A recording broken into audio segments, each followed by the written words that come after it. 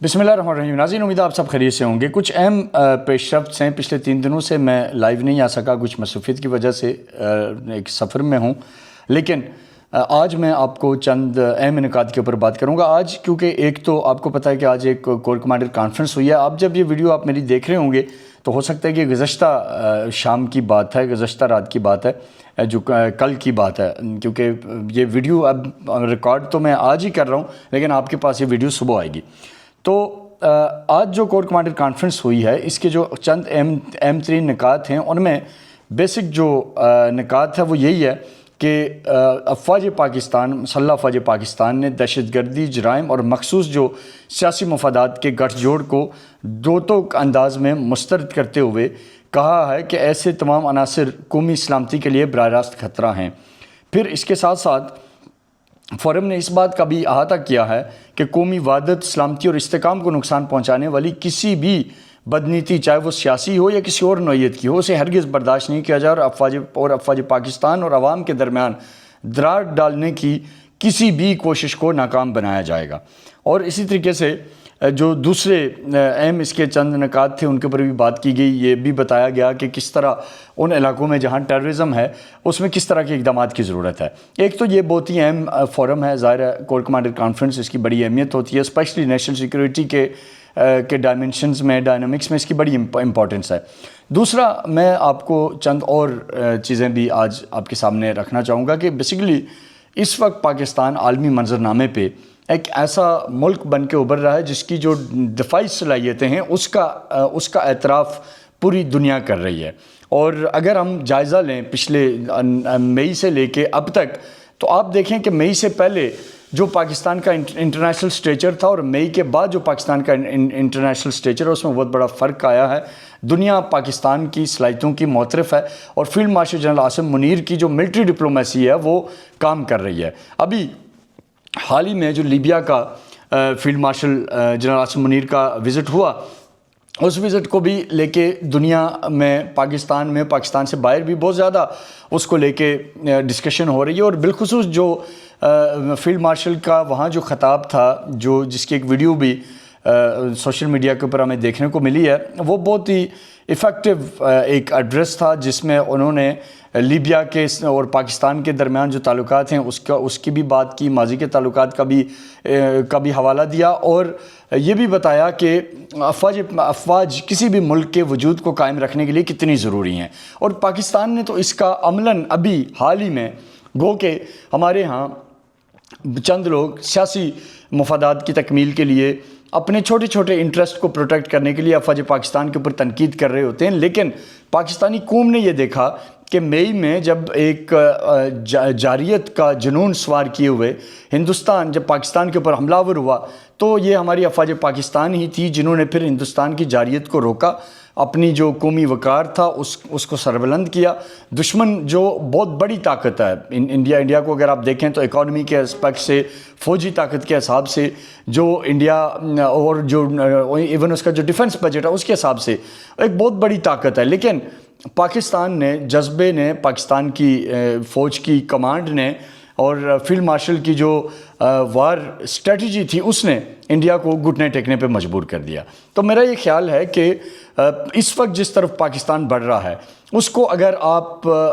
किसी भी biased opinion से ना देखें, फैक्चुअल बेस पे अगर आप इन हालात का जायज़ा लें, तो अफ़वाज पाकिस्तान की जो कुर्बानियाँ हैं और field marshal general Asim Munir की जो स्ट्रेटजी है उसकी वजह से पाकिस्तान का ग्राफ हर आए दिन ऊपर जा रहा है और पाकिस्तान अब एक आलम इस्लाम में एक लीडिंग पोजीशन की तरफ बढ़ रहा है। और न सिर्फ आलम इस्लाम में बल्कि अगर आप वेस्टर्न कंट्रीज़ की तरफ भी देखें, नॉन मुस्लिम कंट्रीज़ की तरफ भी देखें, तो पाकिस्तान वहाँ भी एक अपना एक मजबूत एक पोजीशन के साथ खड़ा है। और ये जो मिलिट्री डिप्लोमेसी है, ये जो मसल्ला अफ़वाज पाकिस्तान की वजह से पाकिस्तान को जो वक़ार मिल रहा है, ये फिर दूसरे शोबों के अंदर भी पाकिस्तान को फ़ायदा दे रहा है। पाकिस्तान की अगर हम किसी भी सेक्टर को लेके बात करें, अभी ज़ाहिर जो पाकिस्तान की जो डिफेंस प्रोडक्शन है वो एक्सपोर्ट होना शुरू हो रही है, लीबिया के साथ इसके ऊपर बात हो रही है। इसी तरीके से हाल ही में आपने देखा कि सऊदी अरब ने पाकिस्तान के साथ एक दफ़ाई माहिदा किया وہ ایک بہت امپورٹنٹ ڈائنامکس ہیں. پھر امریکہ, آپ کو ابھی حال ہی میں آپ نے دیکھا کہ امریکن کمپنیز نے جو بلوچستان کے اندر مائنز اینڈ منرل سیکٹر میں انہوں نے اپنی ولنگنس شو کی ہے کہ وہ بھی وہاں انویسٹ کرنا چاہ رہے ہیں. پاکستان چائنا کے ساتھ آلریڈی, جو کہ چین ایک بہت بڑی ریجنل ظاہرہ پاور ہے, گلوبل پاور ہے, اور ایک کو ایگزسٹنس اور دوستی کے پیرامیٹرز پہ پاکستان اور چین کا جو تعلقات ہیں وہ آگے بڑھ رہے ہیں, تو وہاں بھی پاکستان کی ایک اہمیت ہے. آلریڈی سی پیک کی صورت میں اور کئی بڑے پروجیکٹس ہیں جو پاکستان اور چین مل کے کر رہے ہیں. تو پاکستان اس وقت انٹرنیشنل سٹیج کے اوپر ایک بہت امپورٹنٹ کی پلیئر کے طور پہ کھڑا ہے.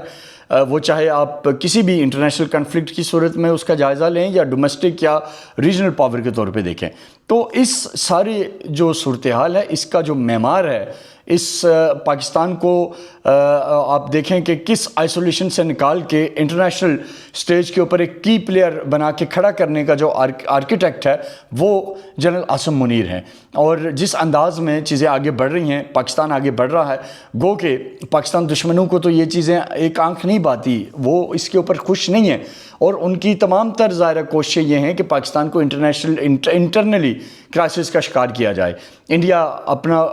کھیل کھیل رہا ہے, پاکستان کے جو دوسرے دشمن ہیں وہ اپنا کھیل کھیل رہے ہیں, لیکن اچھی بات یہ ہے کہ افواج پاکستان ان تمام چیزوں کے اوپر نظر رکھے ہوئے ہیں, اور بڑا آپ کہہ سکتے ہیں کہ ایک ایک قدم کو بڑا سوچ کے سمجھ کے آگے بڑھا جا رہا ہے. اور آج بھی جو کور کمانڈر کانفرنس جس کا میں حوالہ دے رہا ہوں, اس میں بڑا کیٹیگوریکلی بتایا گیا ہے کہ پاکستان کے اگینسٹ ہونے والے اقدامات, وہ چاہے کسی بھی نوعیت کے ہوں گے, اور نیکسس جو اینٹی پاکستان ہے وہ کسی بھی حد تک ہوگا, اور اس کے کوئی بھی اس کے جو آپ کہہ لیں کہ فیسیلیٹیٹرز ہوں گے, ان سب کو اکراس دی بورڈ ان کے ساتھ نمٹا جائے گا. تو یہ چند اہم ڈیولپمنٹس ہیں جو آپ تمام دوستوں کے ساتھ شیئر کرنا ضروری تھی آج کے اس شارٹ سے ویلاگ میں, اور آپ کو میں اگلے آنے والے دنوں میں کچھ مزید ایسی امپورٹنٹ سٹوریز آپ کو بتاؤں گا کہ اب یہ جو انٹرنیشنل ایک امیج ہے پاکستان کی, field marshal general Asim Munir کا جو رول ہے, اس کو دنیا کیسے دیکھ رہی ہے وہ تو آپ کے سامنے ہے. پاکستانی قوم اس کے اوپر فخر کر رہی ہے. پاکستانی قوم میں وہ سنجیدہ لوگ, وہ رائٹر, چاہے وہ صحافی ہوں, وہ پولیٹیشنز ہوں, وہ جو بھی اس طبقہ فکر سمجھدار طبقہ فکر سے تعلق رکھتے ہیں, وہ اس وقت اپنی فوج کے ساتھ کھڑے ہیں. لیکن وہ سیگمنٹ جو اب بھی کسی نہ کسی طرح پاکستان کو میں ڈویژن, پولرائزیشن یا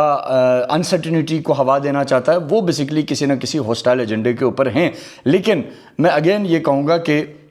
جو اس پوری پاکستان کو کرائسس سے نکال کے آپ اندازہ کریں کہ حالات یہ تھے کہ